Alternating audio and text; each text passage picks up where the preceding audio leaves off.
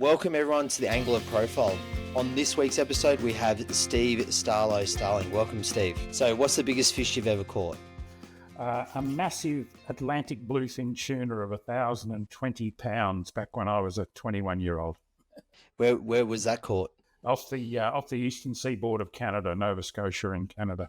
Jesus, that would have been a impressive fight and would have taken a while to get back in. Yeah, it did. I guess I peaked early because I've never caught anything bigger and I doubt that I ever will. Yeah, exactly. If you could only fish in one spot for the rest of your life, where would it be?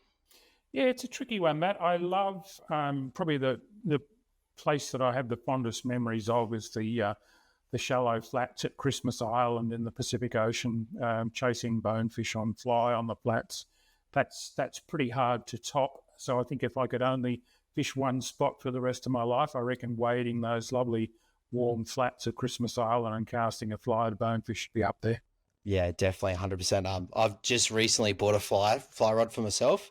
And obviously wanting to try and get a salmon over the next couple of weeks. And yeah, it's so hard to do. It's such a hard skill to be able to master, and just even learning it is probably just as good as catching it for me at the moment. What's your go-to fishing snack?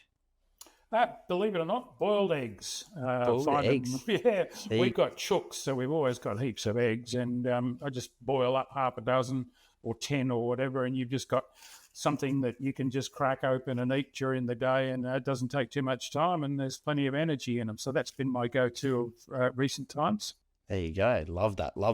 What's the funniest thing that's ever happened to you while fishing? A lot of funny things, more associated with fishing perhaps than while actually out fishing. I mean, being on the road with the Rex Hunt show right through the 90s, lots of funny stuff happened. You can imagine Rexy was quite a character to travel around with, and I actually spent a lot of time traveling with my mate Bushy, who was also a co-presenter on the show. And it's funnily enough, when I was thinking about it, most of the funny episodes are related to Bushy. A lot of what happened on the road stays on the road, but I'll remember one I'll never forget. And we shared a lot of motel rooms around the world as we traveled and fished with the Rex Hunt show. And we were sharing one in Sydney. I think we were up there for the one of the boat shows or something like that. And we were in a motel down towards Chinatown. And this was back in the days when the monorail ran through the city. A lot of people remember the old monorail. Anyway, we hop in the morning to head off to the show or whatever. And Bushy always slept starker. So he's got out of bed stark naked and thrown open the curtains.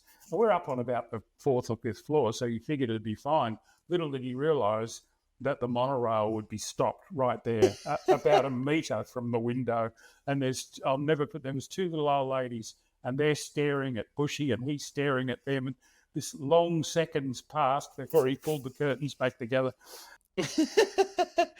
What's your favourite fish to catch and why? I don't have a single favourite fish. I would say anything that I can sight fish to, anything that I can see first and cast either a lure or a fly to is my favourite fish. And that could be one of those bonefish on the flats in Christmas Island, but it also could be a stinky old carp up in a back bay in Burrinjuck Dam. As long as I can see the fish and put ideally a fly in front of it and watch its reaction to it, I really don't care what the fish is. That sight fishing just does it for me. Yeah, it's very addictive. Especially on the surface, you just can't beat it at the moment. Yep. What's your least favourite fish to catch? Again, I don't have a least favourite species of fish, but I guess the type of fishing that I really don't enjoy is trolling. I don't mind trolling for trout, strangely enough, but everything else I find trolling quite a boring way to catch fish. It can be highly effective, and I really admire people that are good at it. But anything that I've got to catch trolling is well down towards the bottom of my list. It's my least favourite way to go fishing. Yep, 100% for me.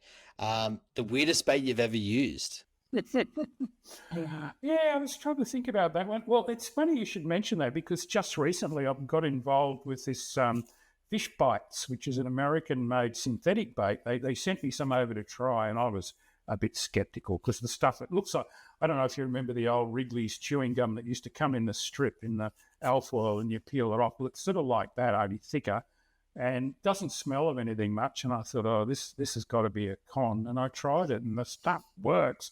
Anyway, my son Tom, who's got a little fishing side hustle going with Starlo Tackle, I managed to get them to send some over to him to sell online, and he's been selling a mozza of it, and we're getting such good feedback on it. So that would be one of the most unusual things, because when you look at it, you think this is never going to work, but it actually does work. So. Exactly right. I've watched a few of those episodes already on Starlo Gets Real on his YouTube channel, and I was as intrigued as you were, I guess, out there fishing. I was like, will this actually work? And it was interesting to see, the results of it, and it was great that you had, an actual bait like a prawn or a squid alongside it, because you could compare it real, and it was so good. Yeah, it was amazing. I mean, I'm not going to say that it's better than real bait, but it's certainly more convenient. And the big thing is it stays on the hook. It's got like a cloth matrix in the middle of it, so it's quite tough. And we've been catching 6, 8, 10 fish on the one bait, so that's a bit of a bonus as far as I'm concerned. Exactly right. Your most unusual fishing superstition or ritual? It's not that unusual, because I know I share it with a lot of other fishermen that I'm not big on bananas in the boat. Yep, 100%. I'm not big on bananas, and I do a lot of things in three. So a lot of wraps for FGs or uni knots and all that sort of stuff. That's interesting. Interesting that you go threes. Everything has to be in even numbers for me. So I do 22 turns on my FG and stuff like that. So, yeah, it's funny how we've all got.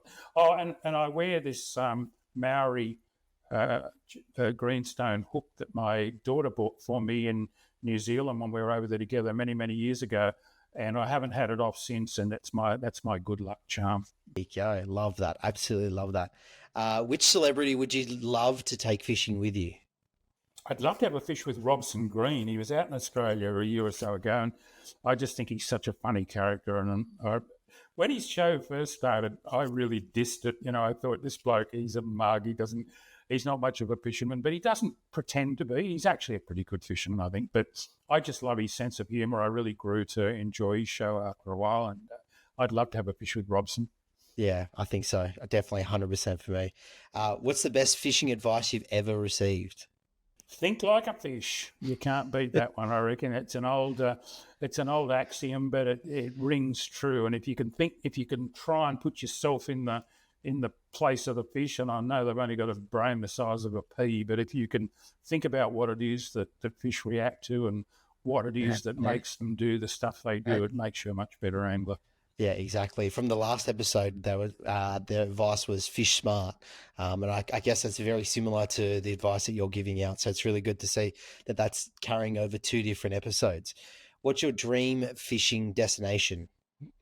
Well, and it's also the bucket list thing that I've never ticked off, and that's one of those big tarpon in Florida or Central America or whatever. I just never got to do that one. And to be honest with you, I'm a bit over long distance air travel, so I don't know that I will ever get to do it. But that's the one I dream about, is catching one of those 100-pound plus tarpon on the Florida flats or whatever. I reckon that'd be pretty special. Yeah, I think that would be the fight of the life. You're talking about the 1,000-pound bluefin versus 100-pound. I don't know which one would take over. Yeah, absolutely. No, and to catch one on fly, I mean, I really envy the guys that have gone and done it. That's the one big thing I never got to tick off, but I caught plenty of other good fish, so I don't feel too bad about it. Exactly. What guests would you want to hear on the podcast? Oh, that's a good question. Well, when I'm asked who I regard as the best fisherman I've ever fished with, I always nominate Bushy. So I reckon if you could get Bushy on the show, and that's hard to do because he's hard to nail down these days. He's always fishing. He doesn't like anything that distracts him from his fishing. But if you could get him on the show, I reckon he'd be a really popular guest. Maybe if I can combine it with a fish, that might entice him a bit more. Exactly right. That's definitely someone that's on my bucket list, on the podcast list. I've just got to find a way of getting in contact with him. The last two, The last two questions are way off kilter and they're nothing to do with fishing, but there are two interesting questions for me. Peanut butter, smooth or crunchy? Definitely smooth. Yep, yeah, you're with me there, 100%. That's really good. I love to hear that. And pineapple on pizza, yes or no? It's not a pizza unless it's got pineapple on it. See, I can have a pizza without pineapple on it, but I'm definitely in agreement of having pineapple on pizza. Love my pineapple. Exactly. Thank you. Thank you. And the full episode for Starlo will be out next week. And make sure you subscribe.